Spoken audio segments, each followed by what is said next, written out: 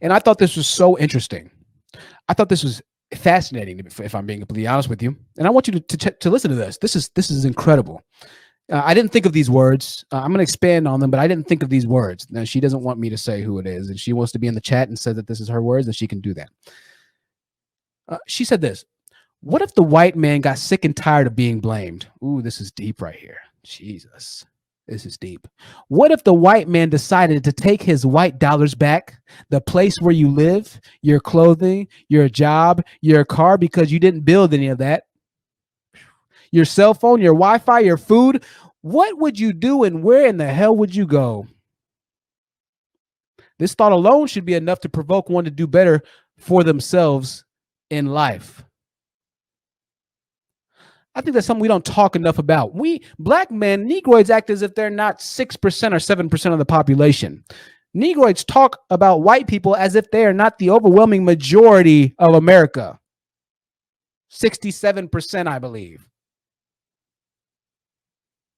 If the white men really wanted to walk in some severe supremacy, they would get the military that they own, the best nuclear missile fighter jet laser technology in the world, militaristic advanced technology in the world, and fry you niggas to a crisp.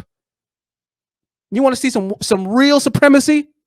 They will come rack you up, put you on a plane to Africa, and kick you the hell out of the country that they made. If we're being completely honest here, that's what real white supremacy would do. Y'all niggas, see, you don't understand. Black men are poking the stick at a giant grizzly bear, and you do not have the resources ready to accurately defend yourself if that grizzly bear decides to snap. A Black Woman's Sisterhood, and I didn't get to read this $10 super chat, says the truth. The crazy thing is, black men don't realize that if the white men were half as racist as black men say they are, most black men wouldn't be freely alive today. Absolutely. They damn sure wouldn't have the privilege to say that they hate white men. Right. They know not what they stir. And I agree with what you read earlier about, yes, what would black males do if you didn't have these daily privileges like internet and technology and all of these things? What would you do if it was taken from you, from the people who you say are oppressing you? What would you do? Right. Could you go into factories and direct your the male counterparts and say, hey, let's build, let's create, we don't need them? No, you couldn't do that. So Right. you're complaining, and I mean, what do? You just lay down? Are you gonna, you're happy with your station in life? It seems like your actions, your behavior says, I'm okay with my station, I've accepted my station in life. But at the same time, they call it that fake outrage and fake oppression. You're not oppressed, you're not outraged, because if you were, you'd actually do something about your current state of affairs. And Right. another thing, I wanted to bring up this, you know, um, they're conquered. Now, it's related to black females. I'm not going to be long, but like black females, and I find that it's so interesting how they're always ragging on black women. Black women are the problem. White men are the problem. And I realized, and I really pondered on it. And I realized about a lot of these black males, they're conquered. Period. They're conquered. They've been conquered. They've been conquered for thousands of years. And I hate to say it, but it's the truth. But you know what? That's what men do. Men conquer other countries, Facts. places, on continents, other, even other white groups of whites conquer other whites. So Mm-hmm. throughout history, we just have not gotten it right. Us as people from the African diaspora, we just haven't gotten it right. And unfortunately, yes, you're being conquered, but look at look at the Asians, look at the Middle Easterns. They've managed to build themselves up and get themselves back to where they need to be. Unfortunately, in Africa, which is now going to be the new China, unfortunately, but you're just sitting there and you're laying down. What, we can't do anything. I mean, and That's then true. And and how I'm sorry, how it relates to black women. All of this data about us being the most educated, starting new businesses, just being productive parts of society. I feel like this attack on black women is because they need to feel superior. They need to feel less conquered, black males. So that's a good point. We're going to demean, destroy, and disrespect black women because we both are on the bottom, but black women are rising above black males, not because we hate you or don't need you or don't want you, but you've left us no choice. Again, like I said, they forced us to step up to the mantle of manhood. You forced us to. We are not allowed to rest in our femininity because we have to take we have to have a safety net, a plan A, B. We have to work. We have to go to school. We have to have safety nets because we don't have male counterparts who love us, respect us, who think anything much of us other than a good time or taking care of them. And I'm going to finish it up right now.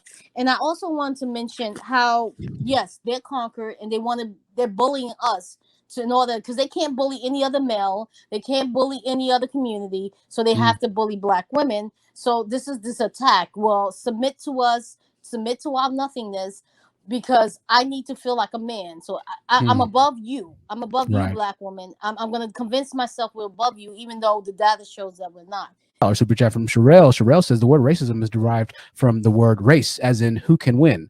It's natural for others to prioritize their own above others or over others. It's not white people's job to make sure that we get up and run our own race. And that is exactly why I'll never admit or give in to the idea of white supremacy being a foothold in my life. So you feel like the white man has hit his boot on your neck. How can you solve this? Well, I decided to give Negroids a few options. I'm going to help you out today, right? I'm going to try and enlighten you on how you can help yourself fulfill the traditional roles of black masculinity from black degeneracy. I'm going to help you escape the boot of the white man. Option number 1, you could move. That's right. For all my black pedospheric, manospheric, weird Negroid-minded victims, there's an entire continent that is made up of people that look very similar to you. Now, I know they came on last week arguing, well, not all groups in Africa be the same, though, because the Ethiopians and the Eritreans, ever since 23 BC, they had built the ship, and so yeah, all right. But believe it or not, there's still a country, a continent, the largest landmass, as a matter of fact, with people who have the same skin tone, skin color, phenotypical similarities that you do. That's right, ladies and gentlemen. Africa is waiting for you. As a matter of fact, we even call it the motherland or the homeland. Imagine that. Imagine that. Oh my God. Y'all seen that meme of the African dude that says, oh my God? We'll have him on a little transition coming up soon. Oh my God. Imagine that. You could rid yourself of all the white man's evils with a simple pack of the bags acquisition of a passport, which 30 to 40% of you felony convicted Negroids won't be able to do. So I hate to break it to you. And you can rid yourself, Lord have mercy, thank you, Jesus, of the white man's evil. Buying a plane ticket, boom, problem solved. But yet you continue to subject yourself to a life which, in your words, is non-ending racial and social injustices, and you subject yourself to it voluntarily. You can't win. You're damned if you do. You're damned if you don't. Oh my God.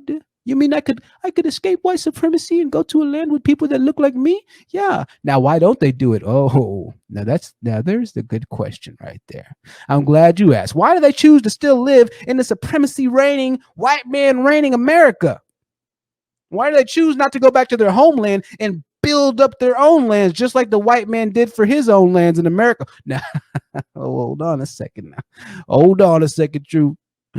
Now, don't be True. Don't see what happened was when we go to Africa as American black males, they be not respecting and submitting to the authority that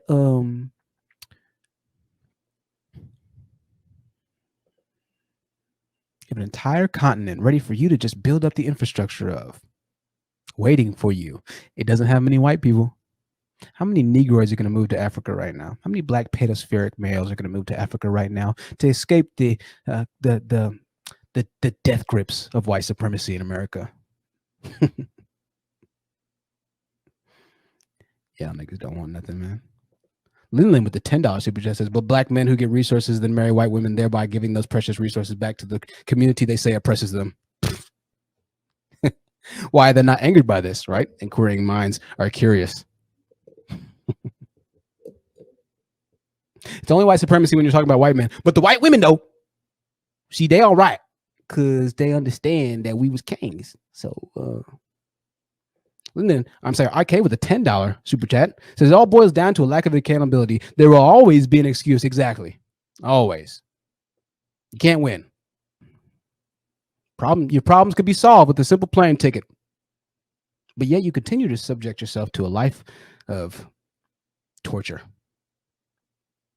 Now, if I felt that the white man really had his Doc Marten boots on my neck, I would leave. But the reality is, you and I both know that the lands that were made by your fellow ancestral countrymen are a far cry to the luxuries that you have access to in America. You cry to conquer tears to the white man in hopes that he has mercy on you to give you 40 acres and a mule so that you can finally have an equal opportunity in America. But you fail to understand that no matter how many acres of land they give you, the inherent problem will remain. You see, there's a reason why every other race can do better when they come to America. That's one word: community.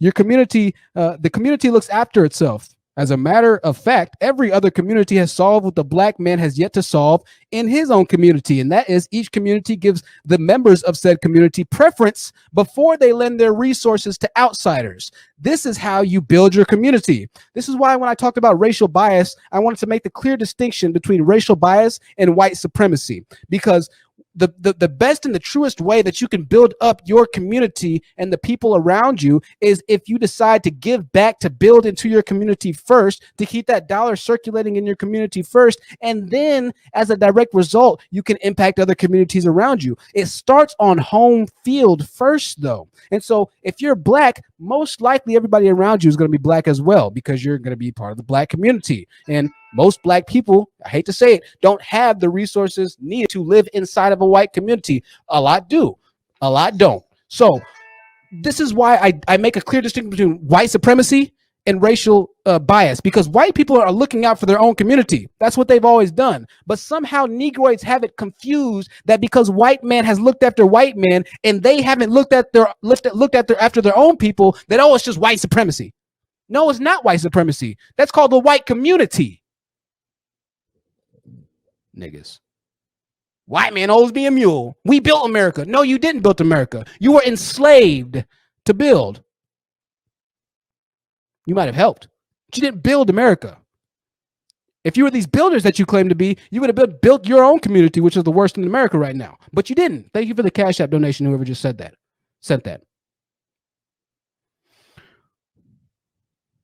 This is how people can come to America from outside countries and do better than black men who were born inside of America, because they have community that looks after them. This is how people can come from Asia, from Mexico, and in 10 years have houses, cars, businesses, and higher net worth than the black men who were lucky enough to be born in the very country that they nearly died to get into.